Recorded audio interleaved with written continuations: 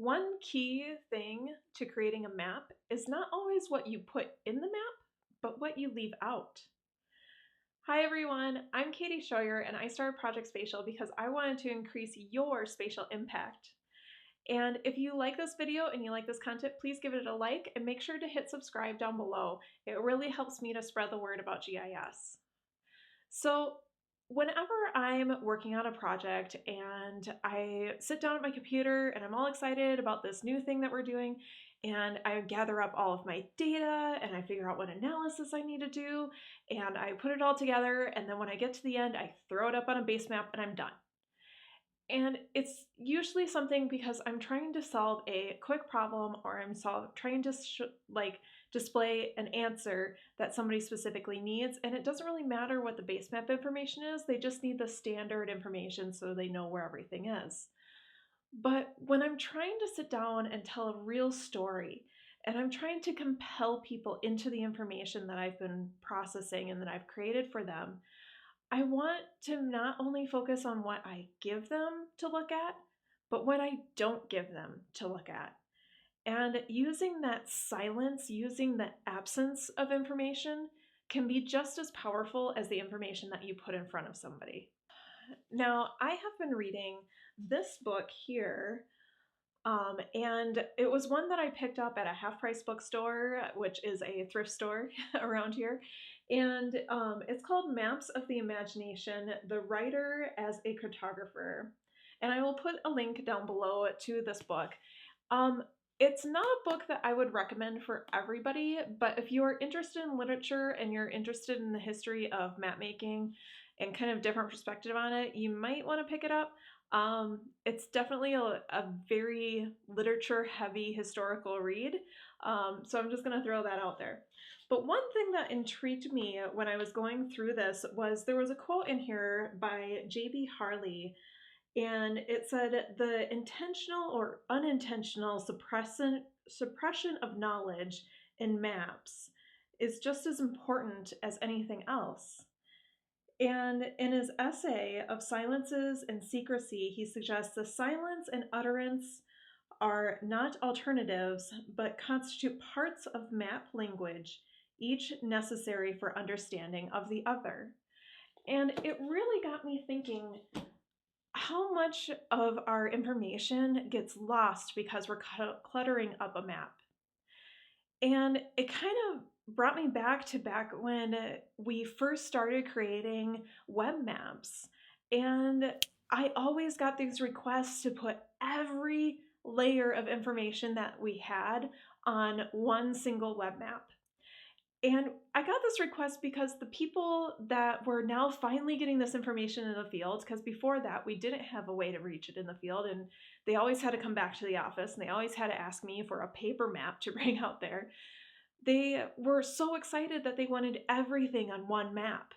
Now, anybody that's created a web map knows that that is a horrible practice to follow, and you should never try to put everything onto one single map, because not only are you going to have performance issues, but it just clutters everything and it makes it very inaccessible, and it doesn't tell a story, and it doesn't engage people, and people get frustrated with it because they constantly have to muck with it.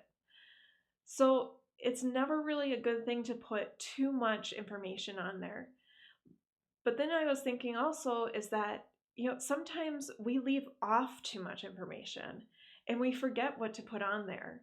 So things like if I'm making a park map, well, I'm obviously going to want the hiking trails and water features that are important, and bathrooms and parking lot and where the playground is and the picnic benches and all of those sorts of things.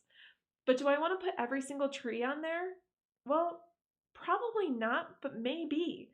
Maybe I want to leave off the playground and put all of the trees because an arborist is going to be going through that park and they need to know what the tree species are. So we have this give and take of all of our maps that we're trying to use to make a story, to show a purpose going forward. So let me know down in the comments below if you have come across any of these requests of either putting too much information on or really detailed, kind of weird information on maps, I would love to hear your stories. So make sure to save or share them all in the comments below, because you never know who you might help with your story. So another person that I love to follow who recently released this article, in very good timing for this video, but his name is John Nelson. And if you don't follow him on LinkedIn, you really should. And I will put his information down below. I hope you don't mind, John, if you see this, but you're an awesome cartographer, so I wanted to share your information.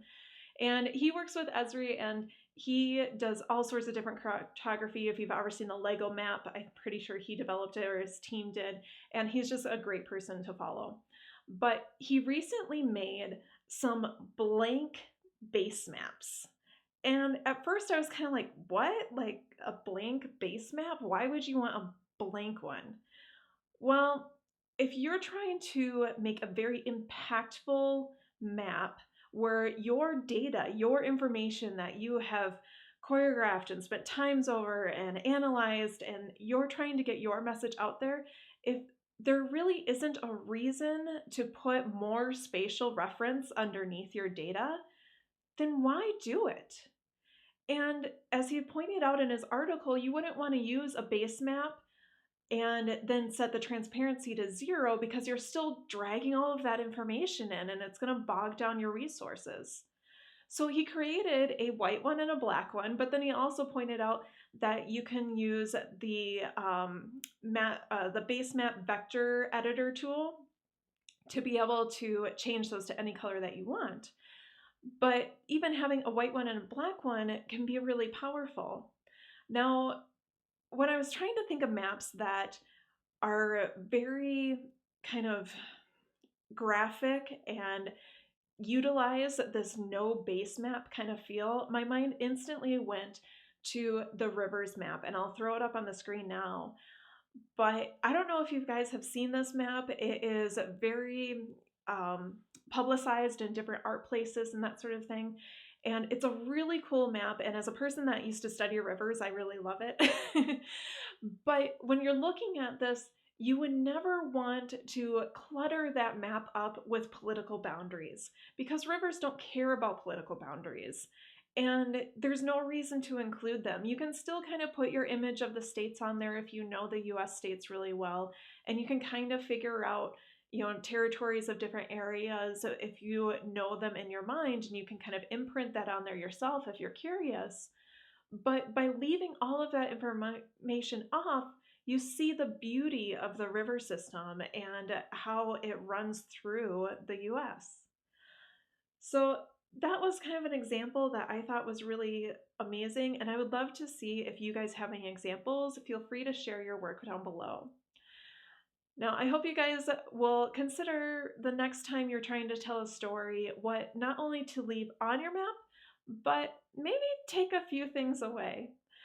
I would love it if you would guys go ahead and click on this video here and continue watching on my channel. If not, I will see you soon. Bye.